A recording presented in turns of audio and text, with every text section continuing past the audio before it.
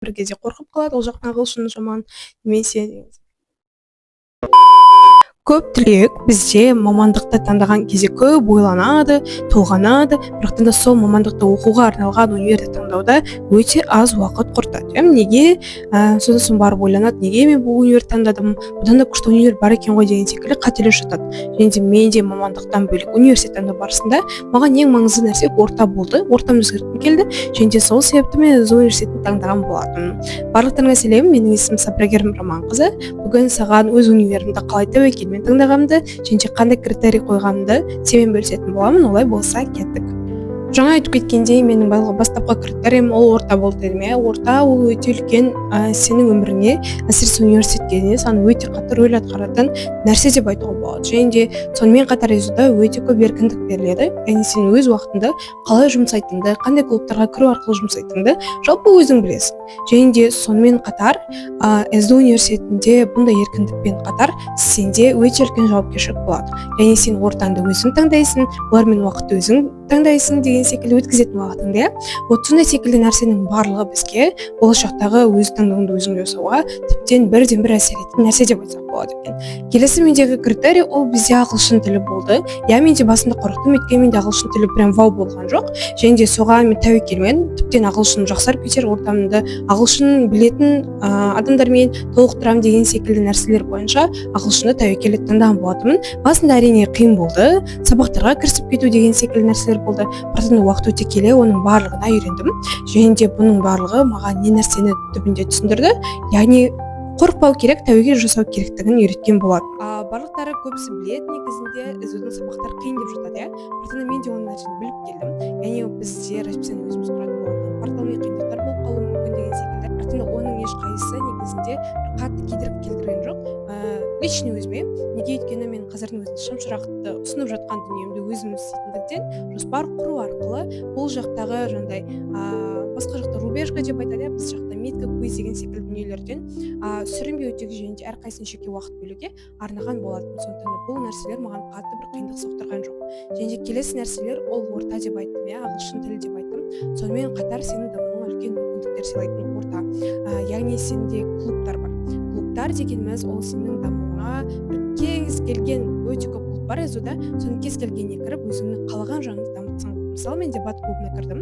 Және де дебат клубына кіру арқылы ораторлық өнерімді және де осы сөз саптауымды өте қатты жөндей алдым. Және де ол жақтан өте элиталы орта таптым деп айтсам болады. Сондықтан да осындай секілді ортаны, клубты таңдау және де әрқайсысына кіріп ішіндегі вайбын сезіну ол саған байланысты. және де ертең өкініп қалмас үшін жалпы қатар ала білу жөн. Өйткені бірінші курс кезде тек қана сабақ деп жүру менің ойымша қатты дұрыс емес. Жарайды, GPA маңызды, окей, бірақтан да сенің ол жақта естеліктерің және де бірінші курстан бастап қалай белсенді болғаның тоже маңызды. Өйткені ол сенің ертең болашағыңа примерно бірінші курстан бастап берілетін мүмкіндікті пайдалану деп айтсақ болады. Және де сондай секілді клубтарды көріп, ішіндегі вайбын сезінсең болады. Келесі айтқым келетін нәрсе, өзіңнің басында идея жүретін болса, сол идеяны қолдайтындармен бірге сол идеяны бастап көруді дұрыс деп айтар едім. Неге? Өйткені қазіргі таңда барлығы бизнес стартап жобаны бұрынғыдай қорқынышты көрмейді. Және де қазіргі таңда ол нәрсені істеп көру қатты қорқынышты емес. Сондықтан да сол бір нәрсені істеп көруге және де бастарында жүрген идеяны дамытуға кеңес беремін. Келесі нәрсенің бірі ол сендердегі жұмыс деген тема. Көбісі сұрайды, яғни студент кезде, алғашқы кездерде жұмыс істеген бола ма, болмай ма деген секілді. Менің ойымша барлығында жүрген сұрақ, сол сұраққа жауап беруге тиісемін. Қазіргі таңда менің ойымша жұмыс жасау ол әркімнің әр түрлі уақытын жоспарлай алуына байланысты деп алсақ болады. Бұған да тірелетін нәрсе тағы да жоспар. Яғни сен егер сабақпен уақытыңды жоспарлай алатын болсаң, сол секілді сабақтарынан құлап қалмайтын болсаң, тогда бізде жұмыс жасауға болады. Егер ол сала сенің мамандығыңа немесе өзің қызығып тұрған салаңа болса, тіптен жақсы. Өйткені ол сенің болашағыңа бірден бір пайдасын тигізеді деген секілді. Мен өзім жұмыс жасадым деп айта аламын ба, жасамадым деп деп айта алмаймын.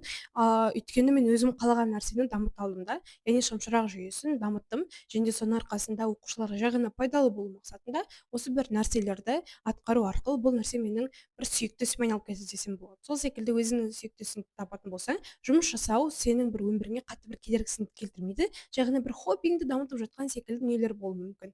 Және де келесі нәрсе қыдыру деген секілді. Алғашқы кездерде қыдыру, мына жаққа шығып қайтайық, мына жаққа шығып қайтайық деген секілді нәрселер өте көп болуы мүмкін. Және де сондай кезде өз өзіңе жауапкершілік бар екенін, және де қай жерде тұрсаң да, мысалы, общагада тұрсаң да, үйде тұрсаң да, жалғыз квартирада тұратын болсаң да, ол нәрсенің маңыздылығын және де ол саған керек па керек емес пе деген секілді қаржылай сауатты болуды да айтатын едім. Өйткені сенде мүмкін стипендия бар, немесе отбасың беріп отқан ақша бар, сол ақшаны мейлінше пайдалы жұмсауға тырысу керек. Ну, енді шамалы темадан ауытқып кеттік, бірақ айтатын советтерім осы. Яғни келесі нәрсе, СУ-ды таңдаудағы басты критерийімнің бірі, ол менің осы софт скиллстарымды дамытатын жақтардың көп болуы. Яғни ол тек қана клубтар емес, ол тек қана бір ағылшын тілі емес, ол жай ғана мықты адамдардың жанында бола білу. Яғни орта дегеннен бөлек, менде мықты ортадан бөлексе өте күшті нәрселер болды. Және сонымен қатар тағы бір нәрсе айтқым келіп тұр. СДУ-да жалпы студенттік өмір басталғаннан кейін сендердің неге ересе өмірге қадам басқаныңмен құттықтаймын деп айтады. Өйткені сендерде уже қадағалайтын адамның аз болуында. Тем более университетте сендердің арттарынан жүгіріп жүретін апайларың жоқ, ағайларың жоқ, және де баған апай десең қойып бере салатын адамдар жоқ болуында.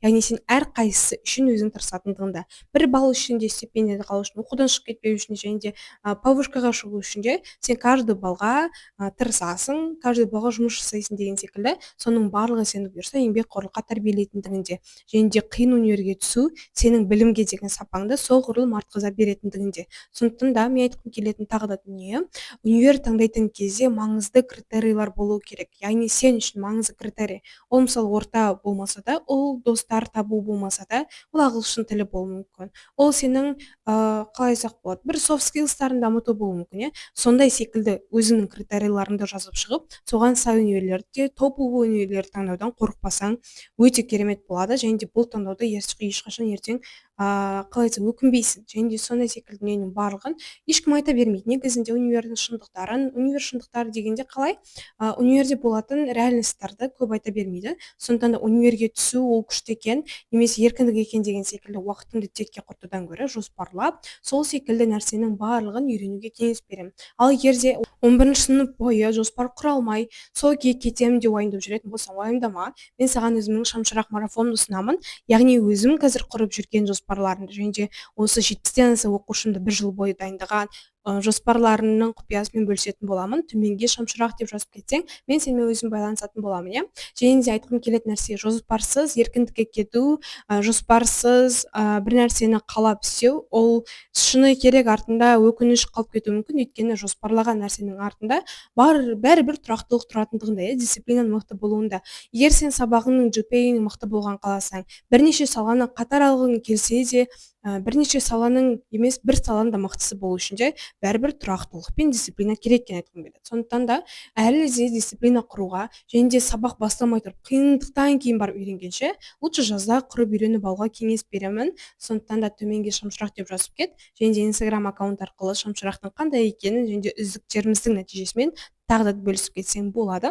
Сондықтан да барлық айтатын нәрсем, еркіндік ол сендерге берілген тікелей жауапкершілік. Сол мүмкіндікті толықтай пайдалану өздеріңе байланысты. Сондықтан да барлықтарыңа сау болыңдар, ұбт-ларыңды сәтті тапсырып алыңдар, бұйырса күшті универді таңдап тәуекел жасаудан қорықпайсыңдар деген үміттемін. Сендермен бірге болған мен Гера.